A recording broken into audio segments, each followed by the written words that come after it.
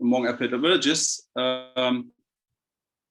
in the pandemic is that you don't have to explain the pandemic itself. So everybody is an expert already in some sense.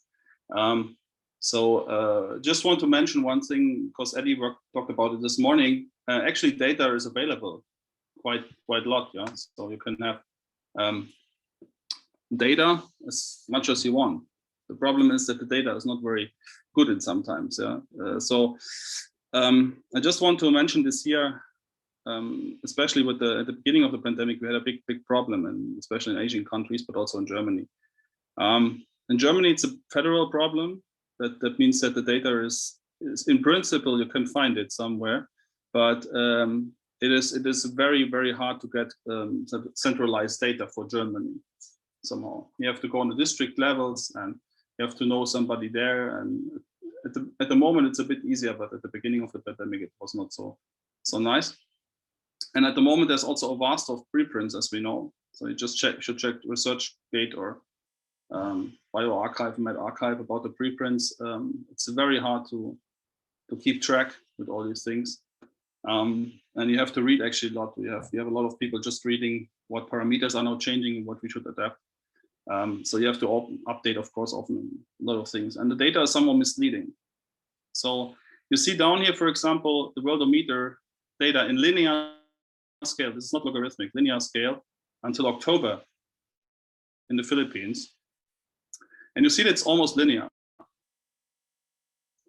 And then you can say, well, it's not so bad. It's not yet exponentially growth. But what one has to know is that they are completely at a testing limit. That means the data, what you just see is that what you get to test. We know that. Yeah, you don't know COVID. You just know COVID cases when they are tested. So what happens here is, well, you get data which is not reliable because you have a testing capacity limit. And based on that, to do models is very hard, especially when you want to have quantitative accurate models. Moreover, on the right-hand side, you see a nice picture from our Filipino group. So in yellow, you see the barangays, which are the districts actually, where COVID cases were occurring. This was in the early stage. And on the blue, you see the testing centers. And everything which is not yellow and also not blue, of course, is land. And there you see that you often have no cases. It's somehow clear that, but the local LGU said, well, we are COVID-free, so why should we somehow close our borders, or why should we somehow put a curfew? But of course, they were not COVID-free, they just didn't test. Because the testing centers was very hard for them to get specimen in the testing center, something like 8 hours of travel. So things like that we have to somehow put inside of our models, and this is very hard. Especially when you want to discuss with decision makers what you should do. Well, it's maybe not very good to go to a data-driven modeling directly, but more like a modeling which tells you, if you turn this screw, this may happen in a certain sense. So one has to be very careful. There's a lot of data outside, but one has also to be sure how to read it. Well, it's just a tragedy of predictions. We know that. No? I mean, Niels Bohr said, or at least they say it's Niels Bohr. It's very hard to predict, especially the future. And I have here this, from Punch Publications, a nice newspaper cut how people thought about the future. So you see that there are people with an antenna on their head having telegraphic machines and just communicating with each other. So the prediction was not so bad, but it's also not so true in the sense that we don't have telegraphs anymore, right? We have our smartphones, but from that point of view, it was a quite good prediction. On the other side, of course, completely different picture today. Yeah? So good predictions are there, and also bad predictions are also there. So maybe they are more wrong than correct ones, we don't know. And the more complex the models are, maybe at some point you get better, but at some point you maybe go to overfitting and you make wrong predictions. So it is of interest, and that's why we are doing that, what we are doing, to shape different insights from the structure of the problem. That means really what we want to say is, as I said, you turn this screw, then this happens, right? If you get this shape out of a model, you are already much, much further than you are with a very complicated model. You have deeper insight in the mechanisms, and then you can maybe build up a complex model. But with all this, the things and all this data coming in to build a very complex model is maybe hard. So what we try to do is we try to make a model which is easy enough, and we can use at least for some nodes sort of prediction. And the model we have is not a SIR model in the classical sense of the ODEs. It's a random graph model. So Till Krüger was one of the founders, maybe the lead of Mokos group. He is a very specialist into percolation theory and random graph theory. So this model was developed mostly by his group, and it's actually easy enough to tell you what happens. And also, as I said, we were quite successful with it with decision makers. And on the other side, we can put more and more brick stones there to get a more complex system and check what happens afterwards. So the idea is you have people represented by nodes, and an infectious contact is represented by an edge. And you have a connectivity parameter, and the connectivity is essentially the probability of the infection. So you can say that the connectivity over the number of nodes is equal to the probability that two nodes are connected. You have the number of neighbors, means the number of connected points. They are Poisson distributed here with this connectivity parameter. And by that, you get a whole bunch of theory, which is actually Erdos-Schereni theory, where you can find these random graphs, right? Because we have here a lot of people from ODE systems and from PDEs, I will sketch actually what is the basic reproduction number and so on in this pattern here. So the percolation theory now tells you the so-called Erdos-Schereni. It gives you the so-called Erdos-Schereni theorem. That means you have a giant component inside. So you have components, so that links between your points. And if you make the connectivity parameter large, what happens is at the beginning you have just some small, maybe small connections, small links. Then they're getting bigger and bigger, and at some point they pop up, but somehow really like explode in an instant to existence of a giant component. And this we see here in the upper picture. The size of a giant component is really dependent on its connectivity parameter. So at c equal to 1, you jump up. You exist suddenly a giant component. And this threshold property is similar to the threshold property what we know from the ODE models. It means from the R0 larger than 1 and less than 1, right? Where we know that we get to overcritical. So here it is. If you don't take anything from the talk here, you should see that okay, the existence of a giant component is the existence of overcritical epidemics, right? This is in some sense one-to-one. So what we're doing is we have susceptible, infected, removal categories. We have the edges are representing the infectious contacts. And as I said, a connected component is a set of individuals which can eventually become infected if there is an initial infected in the component. So like in household, for example, could be an infected component, right? Or like a workplace, like a school. Now you have many people which are connected to each other. The aim is here to avoid the existence of a giant component. That means we want to keep the component small in order that the disease cannot spread quickly, immediately. Yeah, but we want to somehow prevent the disease and maybe keep it in a small area. We have the edges, they are assigned by a serial interval. This is a random time which is happening between the consecutive infections. This you can, for example, find out by large data investigations, which we have. We have something like all the Polish data. We had a paper recently about 44,000 test cases in Poland. So we can somehow really get serial intervals in the times we can really fit from a huge data set. And right, this is on the right hand side. What you see is the Erdős-Rényi graph. So you can have that in mind. It's not really the Erdős-Rényi graph, because what we do is a bit more different. Because we have not only connectivity parameter inside, we have much more like kernels which are working. So to come now back to this, to explain you how is the relation to the ODEs, you can now say you go to Bolobash-Jensen-Riordan graphs, which is actually just the the development of the Erdős-Rényi in some sense. So you have again n vertices, and especially you have here that the probabilities are defined via a kernel, and this kernel is not that what we model. So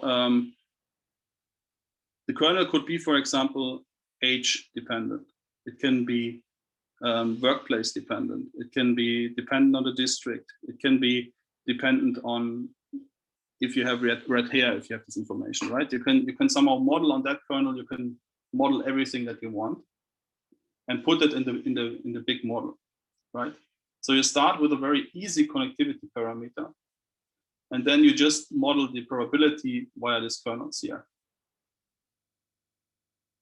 And if you do so, the role of this connectivity parameter and the Erdős-Rényi is overtaken by the so-called transfer operator, which is actually the convolution with this kernel.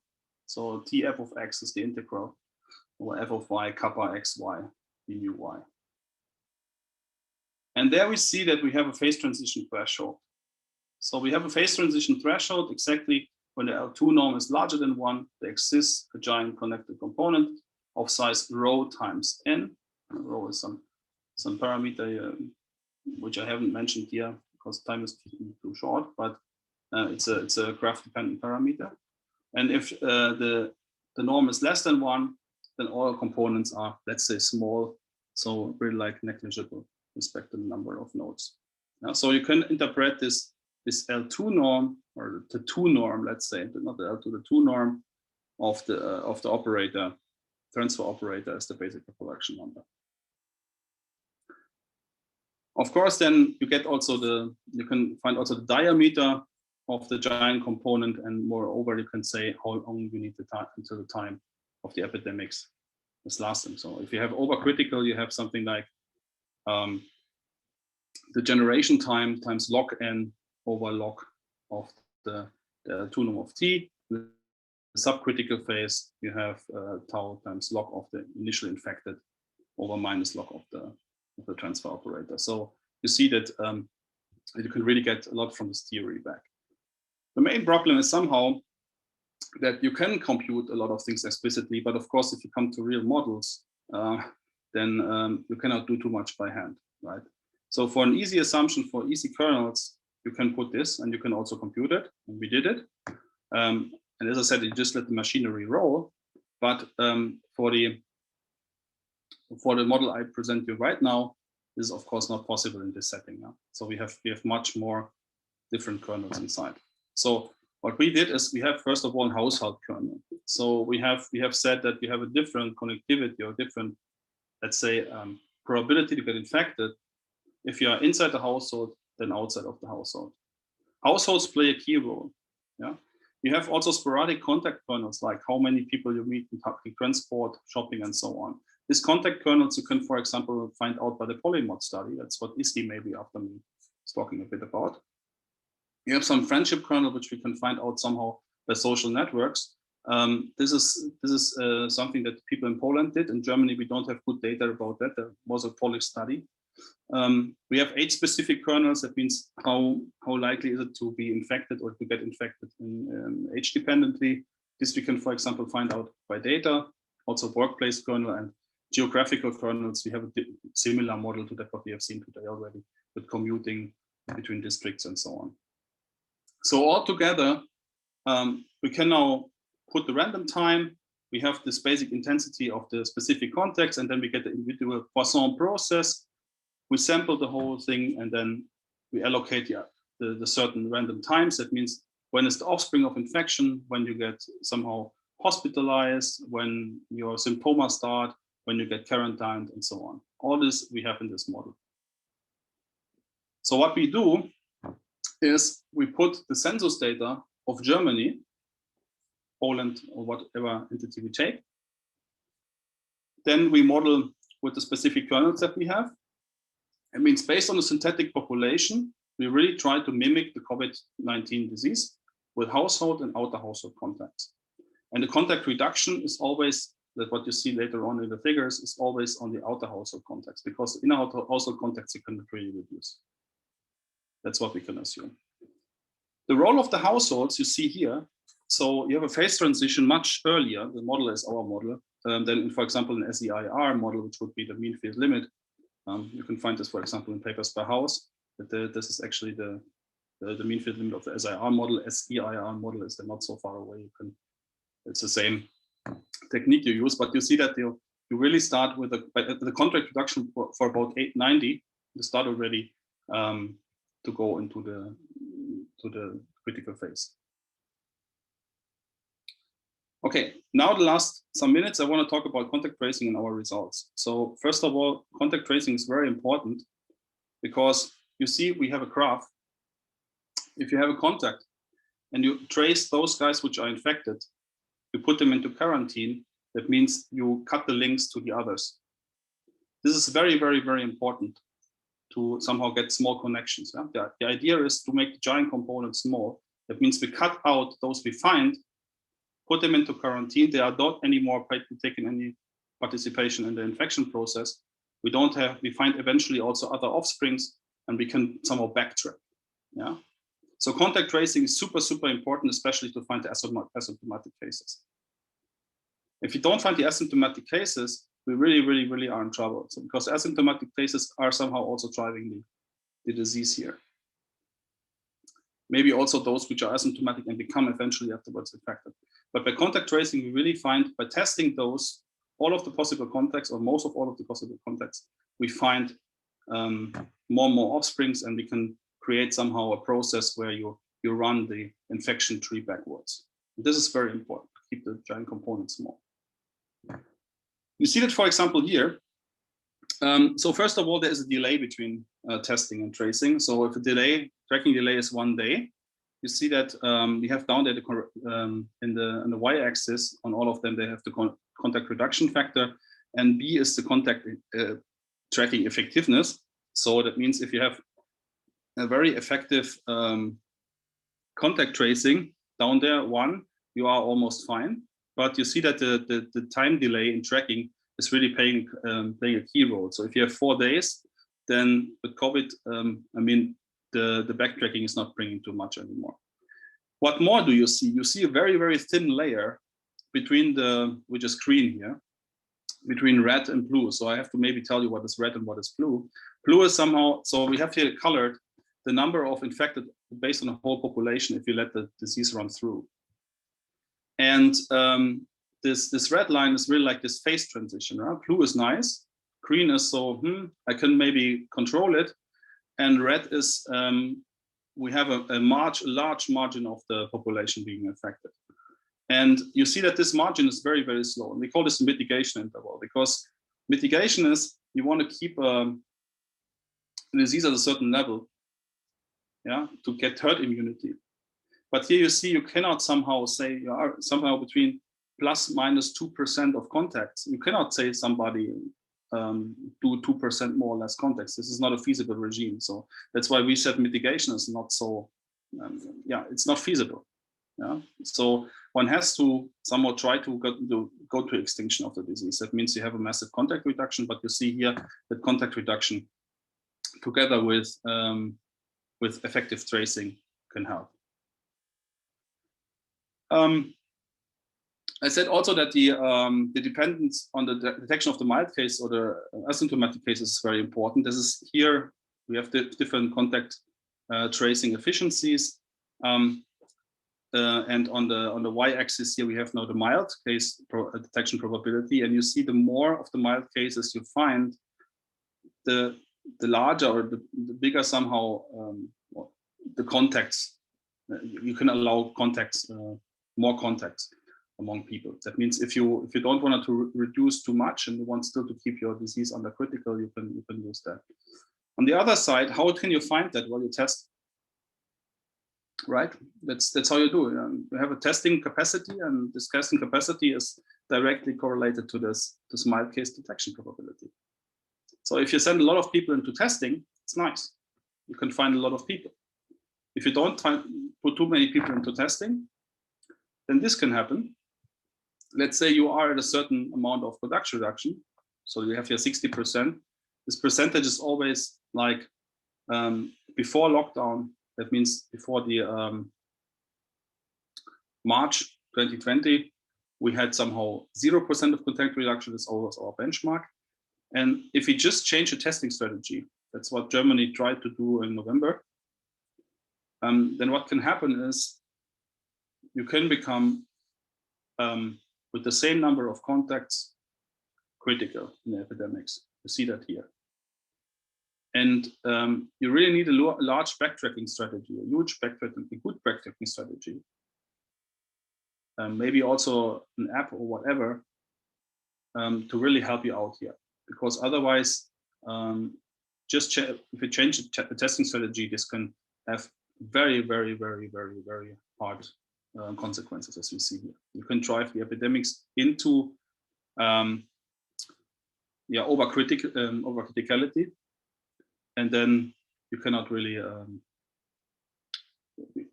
do anything anymore. So you have really to work hard to get it back then. So that's always what I say. It's very important to test, of course. It's very important to backtrack. That's most of the things that we know already. These pictures don't vary too much if you have the British variant, for example, inside. Then, of course, it gets narrower and narrower. But somehow at the moment, the more people you're getting vaccinated, the better it is at the end of the day. We are right now having preliminary results for that. But all of that what I showed here is for the Chinese variant. Anyway, Futa raised already the hand. So if you have any more questions, thank you for your attention. You can, of course, ask questions, or also if there's no time, just write me a mail. I will try to answer that also. Thank you very much.